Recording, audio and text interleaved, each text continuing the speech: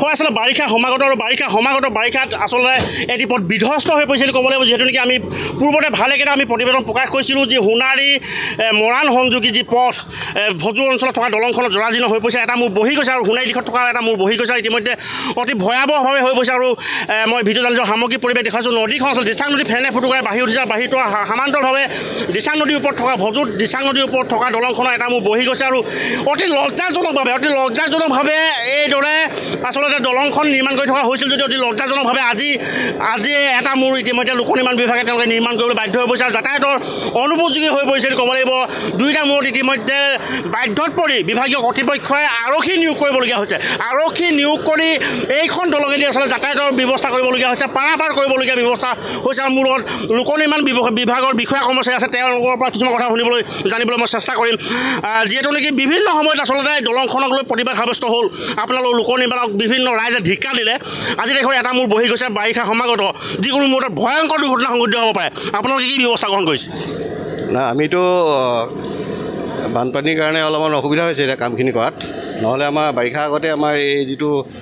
apartment যিটো well আছিলে সেইটো কামখিনি সম্পূৰ্ণ হ'লহেঁতেন এতিয়া বৰষুণ এতিয়া মাৰ্চ মাহৰ পৰা কণ্টিনিউৱাছ বৰষুণ একেৰাহে দি আছে গতিকে আমি সেই কামটো আগবাঢ়িব নোৱাৰাৰ কাৰণে অলপমান অসুবিধা হৈছে আৰু বিশেষকৈ এই কণ্ডিশ্যনটো হৈছে আমাৰ যিটো ৱেল আছে একদম ৰাস্তাটোৰ ওচৰতে আছে একেবাৰে নিয়েৰেষ্টত থকাৰ কাৰণে আমাৰ কি হৈছে প্ৰব্লেমটো এই ছিংকিং কৰোঁতে মানে যিটো কম্পাউণ্ড হয় কম্পাউণ্ডৰ কাৰণে বস্তুটো লাহে লাহে খহি গৈছিলে আমি যিখিনি পাৰোঁ প্ৰটেকশ্যন কৰি আছোঁ কিন্তু হুৱাৰেছ এইটো যিহেতু হাইটটো বহুত বেছি হৈছে সেইকাৰণে অলপ খহি গৈছে কিন্তু এতিয়া দেখা গৈছে বাৰিষাটো পানী বহুত ওপৰলৈ গুচি আহিছে গতিকে আমি সদ্যহতে এতিয়া আজি তাৎক্ষণিকভাৱে আমি কিছুমান ব্যৱস্থা কৰি আছোঁ আৰু আমি বিশ্বাস আছে যে যদি আমি এইখিনি কৰি থাকোঁ ৰখি যাব বৰ্তমান দেখা গৈছে যিহেতু বছৰ লাগিছে দলংখন নিৰ্মাণ কৰি থকা আপোনাৰ বছৰ হৈ গৈছে আৰু শেহতীয়াকৈ আপোনাৰ নিশ্চয় এইটো পথে যদি মই কওঁ এইটো পথে যদি নিশা ভাগত যাতায়াত কৰা নিশ্চয় অসুবিধা আছে তাত যিকোনো মুহূৰ্তত ভয়ংকৰ দুৰ্ঘটনা ঘটিব পাৰে তাৰ পাছতো কিন্তু এটা অভিযোগ উত্থাপিত হৈছে আপোনাৰ লোক নিৰ্মাণ বিভাগ নীৰৱ লোক নিৰ্মাণ বিভাগে আজিৰ তাৰিখত যদি আমি কওঁ আৰক্ষী ব্যৱহাৰ কৰি আৰক্ষী দলঙত আৰক্ষী ব্যৱহাৰ কৰি আপোনাৰ যাতায়াত কৰিবলগীয়া হৈছে বাধ্যত পৰিছে কিন্তু নিশালৈ যদি আৰক্ষী নাথাকে যিকোনো মুহূৰ্তত ভয়ংকৰ দুৰ্ঘটনা হ'ব আপোনালোকে কি ব্যৱস্থা ল'ব নহয় একচুৱেলি আমি শুই থকা নাই আমাৰ ইয়াত টেকনিকেল কিছুমান কণ্ডিশ্যন আছে সেইখিনি এতিয়া ক'বলৈ বহুত দীঘলীয়া হ'ব সেইকাৰণে আমাৰ কামটো দেৰি হৈছে কিন্তু ৰ'ব তাৰপিছত কিন্তু কথা হ'ল এতিয়া আমি যাতায়াতৰ কাৰণে যিখিনি কৰিব লাগে ৰাতিলৈকে যি কৰিব লাগে ব্যৱস্থা আমি কৰি থাকিম কিন্তু পুলিচ প্ৰশাসন বা আমাৰ যিটো তেওঁলোকক খবৰ দিয়া হৈছে তেওঁলোক আহিছে আমাৰ যাতায়াতটো কণ্ট্ৰল কৰিবৰ কাৰণে আমি যিহেতু এতিয়া কাম কৰিম দুইফালে গাড়ী ৰখাই ল'ব লাগিব গতিকে সেইকাৰণে আমি আচলতে পুলিচৰ ব্যৱস্থাটো কৰিছোঁ কিন্তু আমি যিটো ব্যৱস্থা কৰিবলগীয়া আছে মোটামুটি গাড়ীখন যাব পৰা ব্যৱস্থা হৈ যাব আছিল এয়া আছিল তেওঁলোকৰ মন্তব্য এটা কথা ক'ব লাগিব যে অতি লজ্জাজনক বিষয় আপুনি যদি চাই অতি লজ্জাজনক বিষয় আৰক্ষীক নিয়োগ কৰিবলগীয়া হৈছে এখন দলং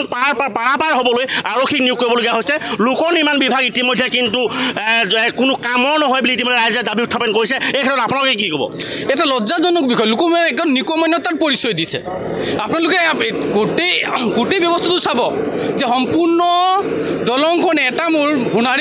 সোণাৰী মৰাণ আহিবৰ একমাত্ৰ পথ ইয়াৰ পৰা মহাবিদ্যালয় চিকিৎসা বিদ্যালয় সকলো পদলৈ ব্যৱসায় বাণিজ্য কৰে একমাত্ৰ পথটো কোনে একদম হেতালি খেলা নিচিনা পৰিৱেশ এটা সৃষ্টি কৰিছে গতিকে আমি এইটো ধিক্কাৰ জনাইছোঁ ইয়াত ইমান দাবী কৰিছে ইমান ধৰ্ণা প্ৰতিবাদ হৈছে কিন্তু সকলো কথা কিন্তু তাহাঁতি এক ফুটুকা ফেনত পৰিণত কৰিছে আমি মানে এই কামৰ কাৰণে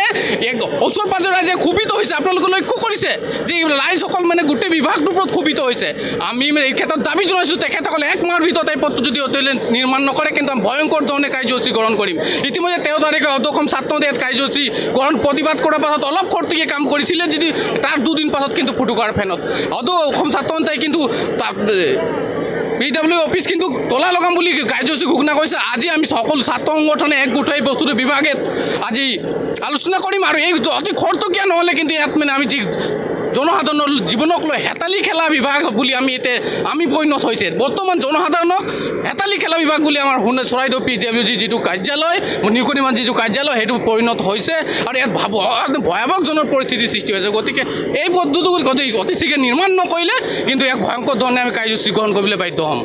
আচলতে এয়া আছিল তেওঁলোকৰ মন্তব্য মই ভিডিঅ'ত সামগ্ৰিক পৰিৱেশ দেখুৱাবলৈ অনুৰোধ জনাইছোঁ এনেদৰে বৰ্তমান সময়ত তেওঁলোকে নিৰ্মাণ কৰি আছে দলংখনৰ এটা মোৰ বহি গৈছিল যিহেতু তেওঁলোকে নিৰ্মাণ কৰিছে যাতায়াত বন্ধ কৰি আচলতে যথেষ্ট যাত্ৰী হ'ল আহুকালৰ সন্মুখীন হৈছে এটা মোৰ বহি গৈছে আৰু দিনত তেওঁলোকে এটা কথা ক'ব লাগিব যে আৰক্ষী প্ৰশাসনে সহযোগিতা আগবঢ়াইছে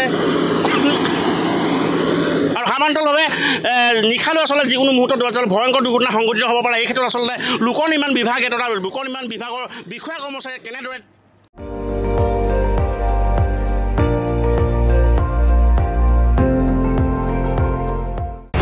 আপুনি চাই আছে ND24